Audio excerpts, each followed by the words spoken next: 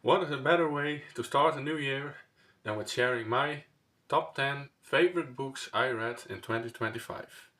Now, this list isn't about what's objectively best or which books are the most famous. It's about what grabbed me most as a reader this last year. These are the stories that make me keep turning pages, wondering what would happen next, or thinking about them long after I closed the book. Some are fantasy, some are sci-fi, and even a little horror. And all of them did something memorable in terms of plot, character, or world building. Now, some rules I gave myself were only one book from a certain series and no rereads. Otherwise, The Fellowship of the Ring would be very high on this list.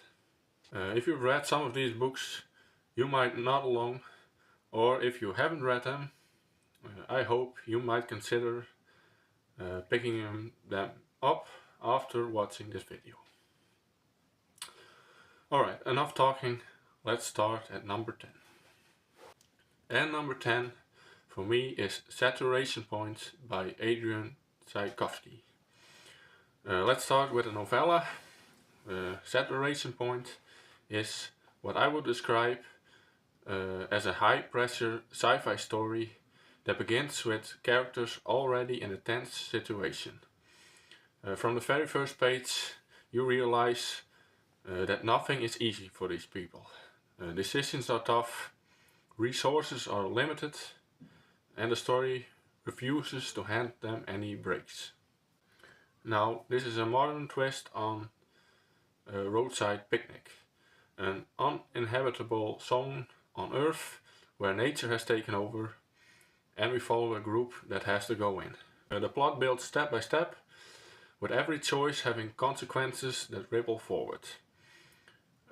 It's not flashy or full of twists, but that's actually part of what makes it so compelling. You feel the pressure building naturally, and you start asking yourself, how are they going to get out of this one next? One of my favorite things about this book is how it handles cause and effect. If a character makes a mistake, it matters. If someone tries to cut corners, it comes back to haunt them. Nothing is solved by luck or convenient coincidences. That realism makes the tension feel genuine.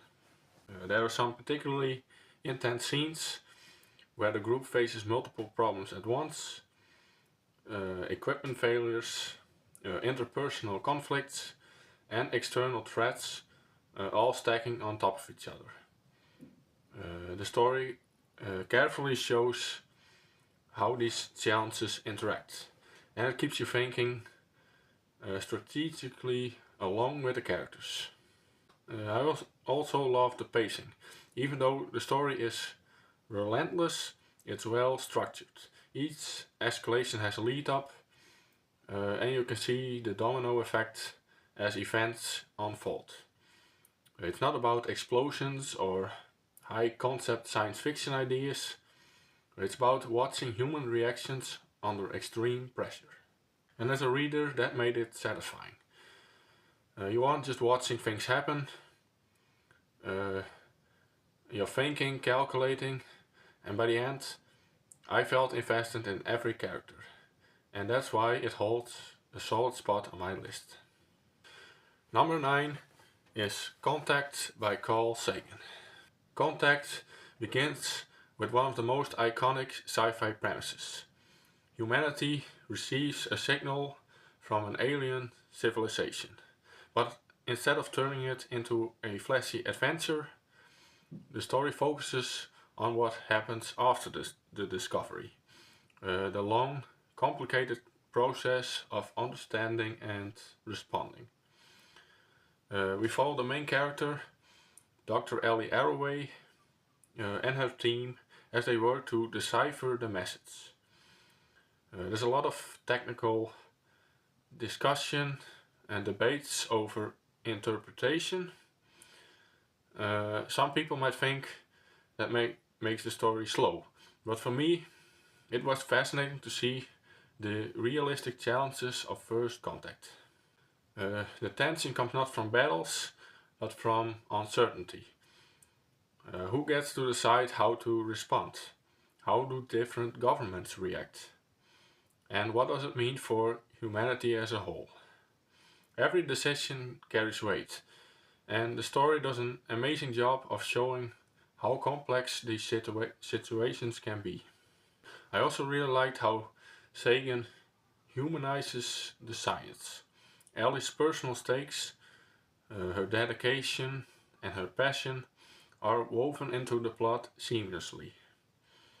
You're not just following the scientific process, you're following a character who is emotionally invested. Some scenes stand out vividly, like when the first message is verified or when the debates between scientists and politicians nearly derail the whole project. These moments make you feel the real-world implications of discovery, which is kind of rare in sci-fi. Overall, Contact feels grounded, patient and intelligent. The plot isn't about rushing to the alien arrival, it's about the process, and I love that focus. Number 8 is Salem's Lot by Stephen King. Salem's Lot is essentially a story about a town collapsing. The book starts in a quiet main town, introducing residents as they go about their daily lives.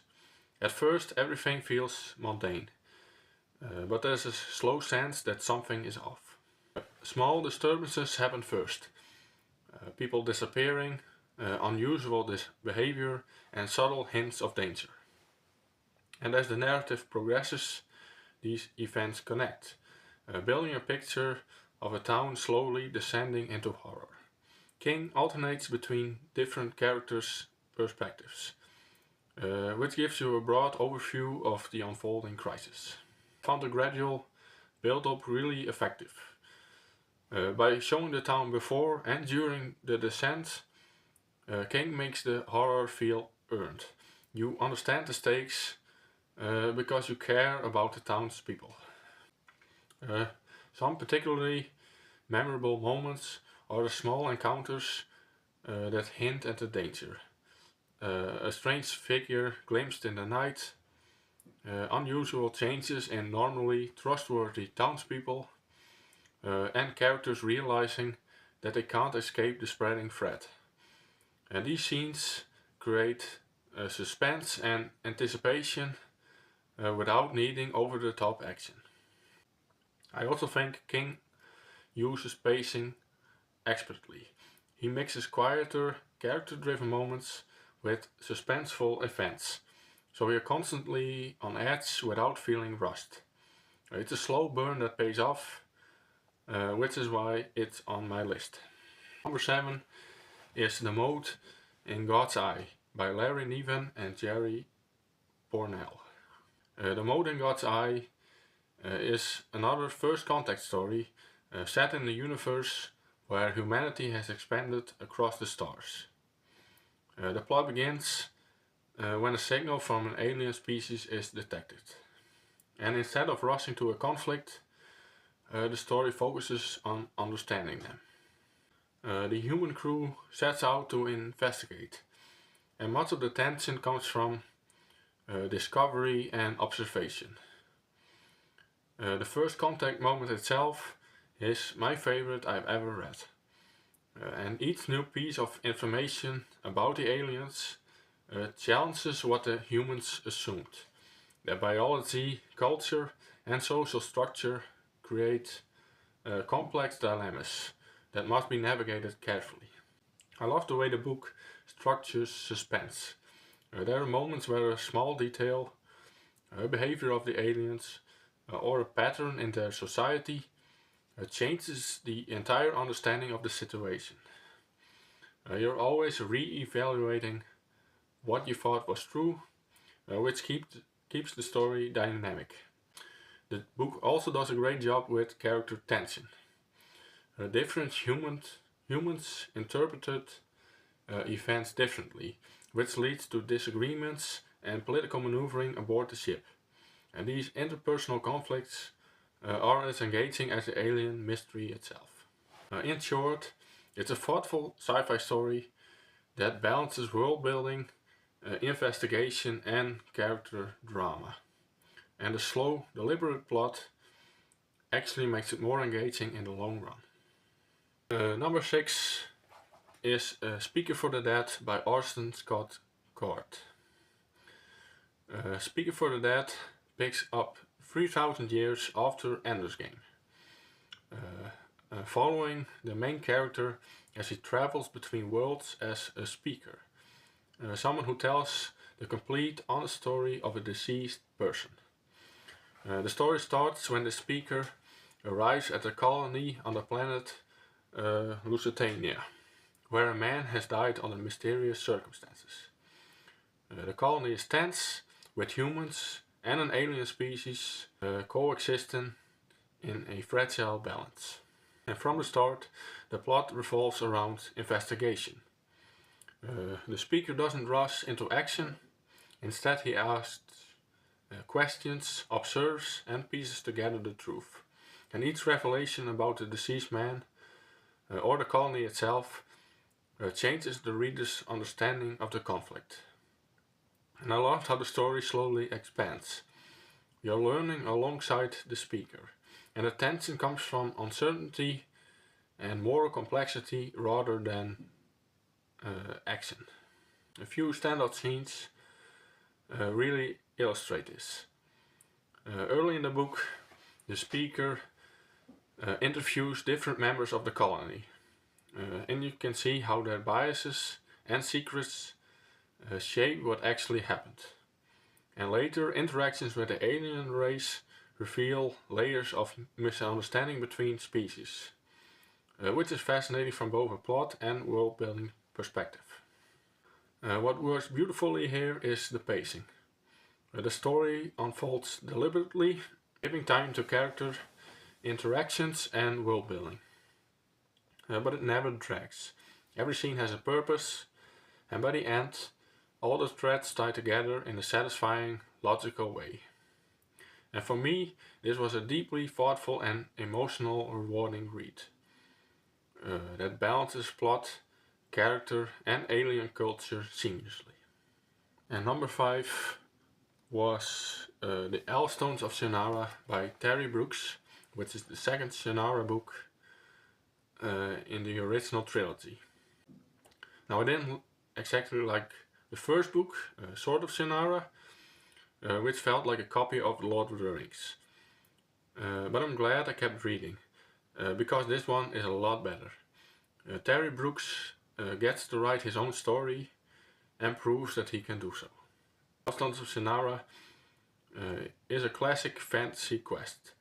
The story begins with the Four Lands facing a powerful threat, an invading army that could destroy everything. And the plot centers on a small group of characters tasked with stopping this force. And from the first chapter, you know exactly what needs to be done. The journey is full of challenges, both physical and magical. The group faces treacherous terrain, magical creatures and political tensions within the Four Lands. And Brooks does a great job of making the stakes tangible. Every delay, mistake or misstep could lead to disaster. And I found myself really invested in their survival and in the fate of the world.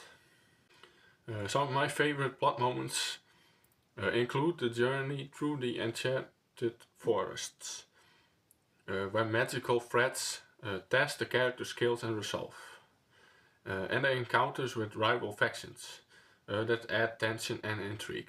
These moments keep the story moving, balancing action, strategy and character development. I also appreciated how the book handles character growth.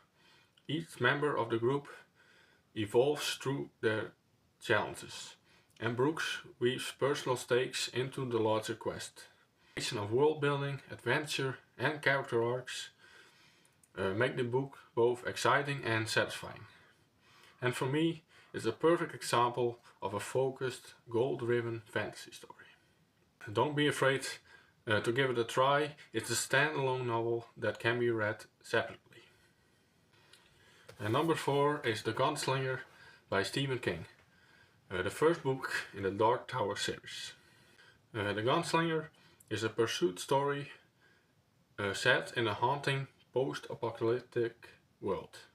And Ronald Deshane, the titular gunslinger, is chasing the man in black across a fast, dying desert. And the plot is straightforward in premise, but King layers it with mystery, philosophy and fragmented storytelling that keeps you hooked. The story alternates between present pursuit and glimpses of Roland's past. And you learn bits about his training, his world, and the origins of his obsession with the man in black. And King never hands over all the answers immediately. The story slowly reveals rules and lore, letting the reader piece together the world alongside Ronald. I particularly enjoyed moments where Roland interacts with characters who represent different parts of his past or moral code. These encounters deepen the story and add tension. Every decision Roland makes feels consequential, and you're always aware that the desert itself is almost a character, harsh, mysterious and unforgiving. And what makes this book stand out is the sense of relentless pursuit. Even when Roland pauses or reflects, the story moves forward. That drive keeps the plot engaging, and a mix of mystery, tension and character depth make it memorable. It's haunting, hypnotic and utterly compelling. A story you can't stop thinking about once it gets under your skin. And I can't wait to continue reading this series this year. And number 3 is The Well of Ascension by Brandon Sanderson, the second book in the Mistborn trilogy. The Well of Ascension begins after a successful revolution, shifting the focus from taking power to holding it. And the city of Elendel is under threat from outside armies and internal political factions. And unresolved questions about magic add additional tension. The plot is multi-layered. Sanderson juggles military strategy, political intrigue, and personal character struggles, which creates a rich narrative story. And one of the things I loved was how unpredictable the tension feels. Solving one problem often triggers another, and the characters must constantly adapt. Some standout scenes include the council meetings where alliances are tested, the battles that show both strategy and sacrifice, and the quiet personal moments where characters grapple with responsibility. Sanderson balances these elements really well, so the plot never really feels flat or repetitive. The magic system also adds depth to the plot. Characters' abilities and limitations shape what is possible, making the story feel grounded, even if it escalates into epic stakes.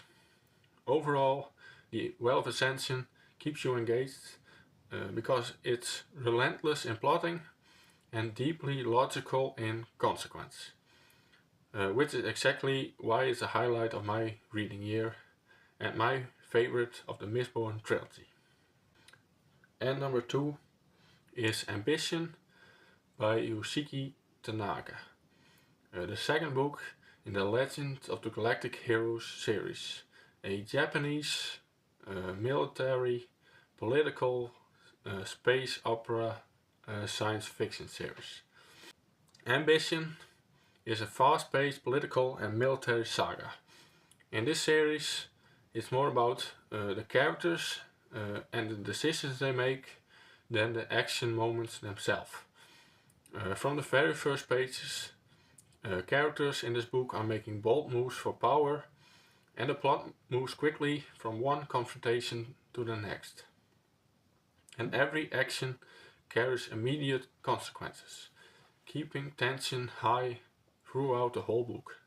The story thrives on strategy and conflict, and battles are not just physical, they're political, ideological and personal. Decisions are irreversible, which makes every scene feel weighty.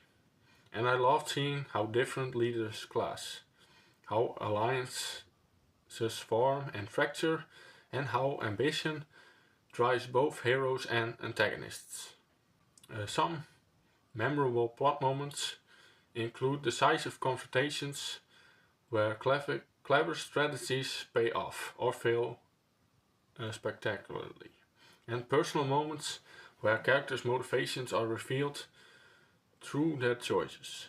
The story doesn't really linger, it moves forward with purpose, which creates a real sense of momentum.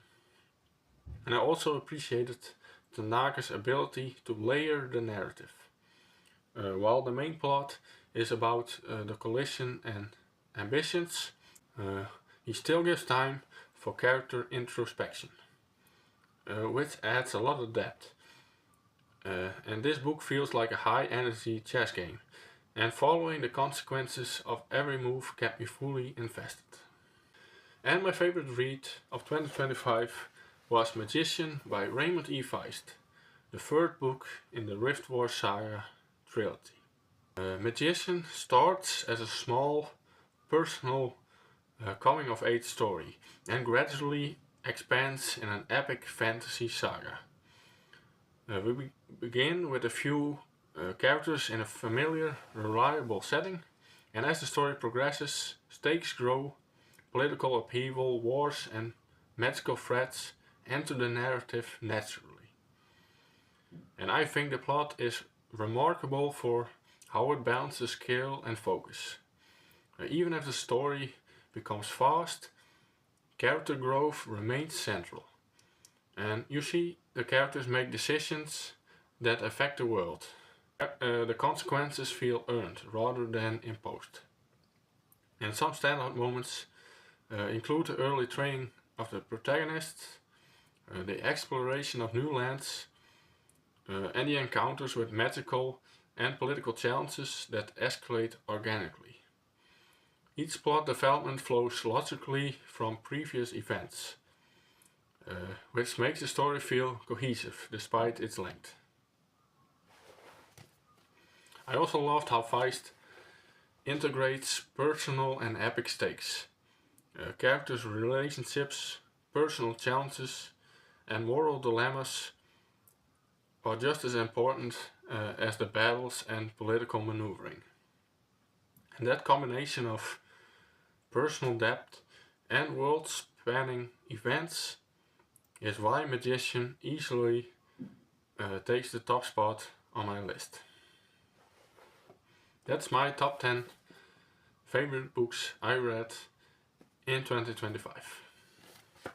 These are the stories that kept me turning pages, thinking about the characters and reflecting on the plot long after finishing. Some are sci-fi, some are fantasy, and there's even horror in there, but they all share one thing in common.